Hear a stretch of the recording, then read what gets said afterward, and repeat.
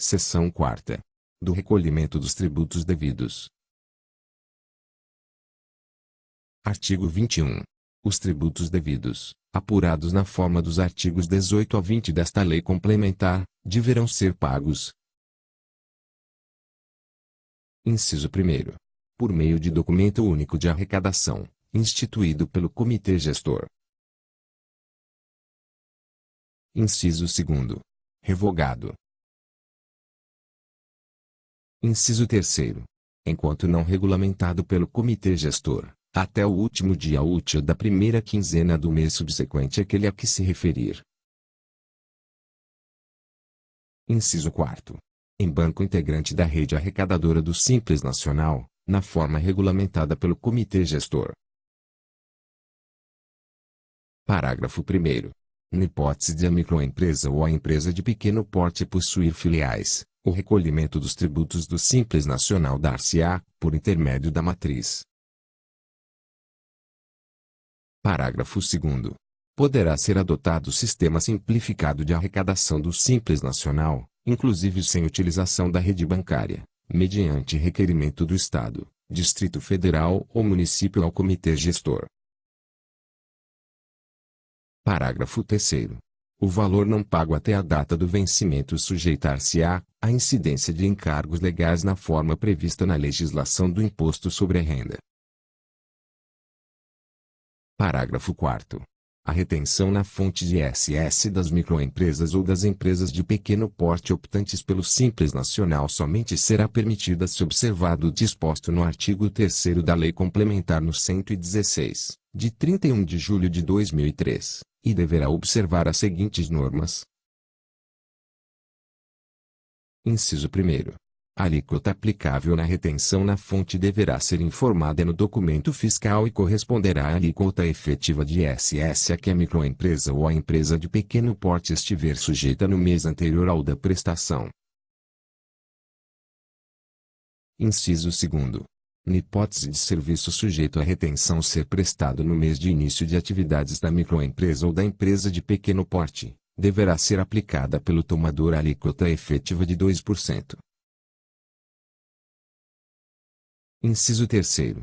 Na hipótese do inciso 2 deste parágrafo, constatando-se que houve diferença entre a alíquota utilizada e a efetivamente apurada, caberá à microempresa ou empresa de pequeno porte prestadora dos serviços efetuar o recolhimento dessa diferença no mês subsequente ao do início de atividade em guia própria do município. Inciso 4º. Na hipótese de a microempresa ou empresa de pequeno porte estar sujeita à tributação do ISS no Simples Nacional por valores fixos mensais, não caberá retenção a que se refere o caput deste parágrafo. Inciso 5º. Na hipótese de a microempresa ou a empresa de pequeno porte não informar a alíquota de que tratam os incisos I e 2 deste parágrafo no documento fiscal, aplicar-se-á a alíquota efetiva de 5%. Inciso 6º. Não será eximida a responsabilidade do prestador de serviços quando a alíquota do ISS informada no documento fiscal for inferior à devida, hipótese em que o recolhimento dessa diferença será realizado em guia própria do município.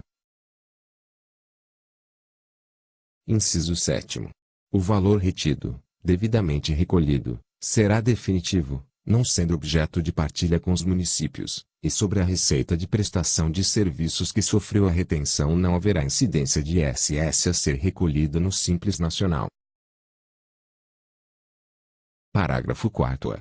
Na hipótese de que tratem os incisos I e 2 do parágrafo 4º, a falsidade na prestação dessas informações sujeitará o responsável, o titular, os sócios ou os administradores da microempresa e da empresa de pequeno porte, juntamente com as demais pessoas que para ela concorrerem, as penalidades previstas na legislação criminal e tributária. Parágrafo 5º. O CGSM regulará a compensação e a restituição dos valores do Simples Nacional recolhidos indevidamente ou em montante superior ao devido. Parágrafo 6º. O valor a ser restituído ou compensado será acrescido de juros obtidos pela aplicação da taxa referencial do Sistema Especial de Liquidação e de Custódia, Selic, para títulos federais, acumulada mensalmente, a partir do mês subsequente ao do pagamento indevido ou é maior que o devido até o mês anterior ao da compensação ou restituição, e de 1% relativamente ao mês em que estiver sendo efetuada. Parágrafo 7º. Os valores compensados indevidamente serão exigidos com os acréscimos moratórios de que trata o artigo 35. Parágrafo 8º. Na hipótese de compensação indevida, quando se comprove falsidade de declaração apresentada pelo sujeito passivo, o contribuinte estará sujeito a multa isolada aplicada no percentual previsto no inciso I do caput do artigo 44 da Lei nº 9.430, de 27 de dezembro de 1996, aplicado em dobro, e terá como base de cálculo o valor total do débito indevidamente compensado. Parágrafo 9º. É vedado o aproveitamento de créditos não apurados no Simples Nacional, inclusive de natureza não tributária, para a extinção de débitos do Simples Nacional. Parágrafo 10º. Os créditos apurados no Simples Nacional não poderão ser utilizados para extinção de outros débitos para com as fazendas públicas, salvo por ocasião da compensação de ofício oriunda de deferimento em processo de restituição ou após a exclusão da empresa do Simples Nacional. Parágrafo 1º. No Simples Nacional, é permitida a compensação tão somente de créditos para extinção de débitos para com o mesmo ente federado e relativos ao mesmo tributo. Parágrafo 2º. Na restituição e compensação no Simples Nacional serão observados os prazos de decadência e prescrição previstos na Lei nº 5.172, de 25 de outubro de 1966. Parágrafo 3º. É vedada a cessão de créditos para extinção de débitos no Simples Nacional. Parágrafo 4º. Aplica-se aos processos de restituição e de compensação o rito estabelecido pelo CGSN. Parágrafo 5º.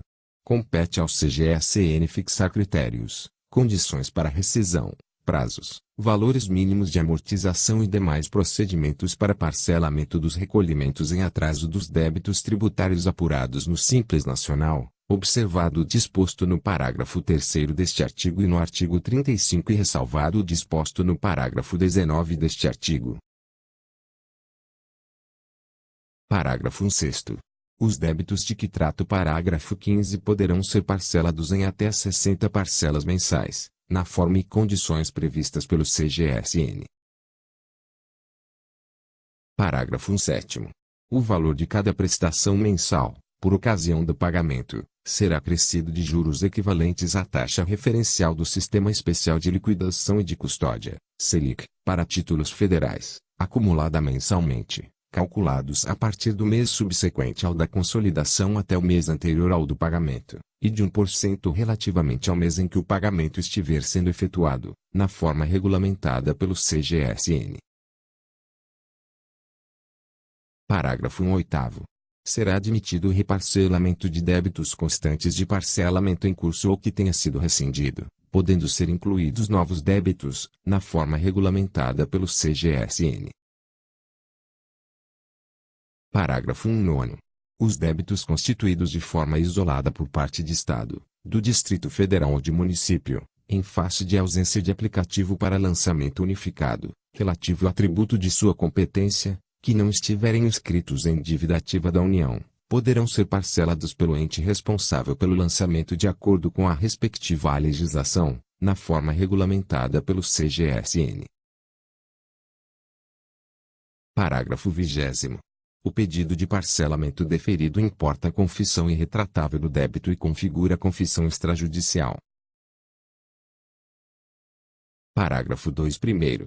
Serão aplicadas na consolidação as reduções das multas de lançamento de ofício previstas na legislação federal, conforme regulamentação do CGSN. Parágrafo 2 segundo. O repasse para os entes federados dos valores pagos e da amortização dos débitos parcelados será efetuado proporcionalmente ao valor de cada tributo na composição da dívida consolidada. Parágrafo 2 terceiro. No caso de parcelamento de débito inscrito em dívida ativa, O devedor pagará custas, emolumentos e demais encargos legais. Parágrafo 2º. Implicará imediata rescisão do parcelamento e remessa do débito para inscrição em dívida ativa ou prosseguimento da execução, conforme o caso, até deliberação do CGSN, a falta de pagamento. Inciso 1º. De 3 parcelas, consecutivas ou não, ou. Inciso 2º. De uma parcela, estando pagas todas as demais. Parágrafo 2º. O documento previsto no inciso I do caput deste artigo deverá conter a partilha discriminada de cada um dos tributos abrangidos pelo Simples Nacional, bem como os valores destinados a cada ente federado. Artigo 21-A. A inscrição de microempresa ou empresa de pequeno porte no Cadastro Informativo dos Créditos Não Quitados do Setor Público Federal, CADIM, somente ocorrerá mediante notificação prévia com prazo para contestação. Artigo 21-B. Os Estados e o Distrito Federal deverão observar, em relação ao ICMS, o prazo mínimo de 60 dias, contado a partir do primeiro dia do mês do fato gerador da obrigação tributária, para estabelecer a data de vencimento do imposto devido por substituição tributária, tributação concentrada em uma única etapa, monofásica, e por antecipação tributária com ou sem encerramento de tributação, nas hipóteses em que a responsabilidade recair sobre operações ou prestações subsequentes, na forma regulamentada pelo Comitê Gestor.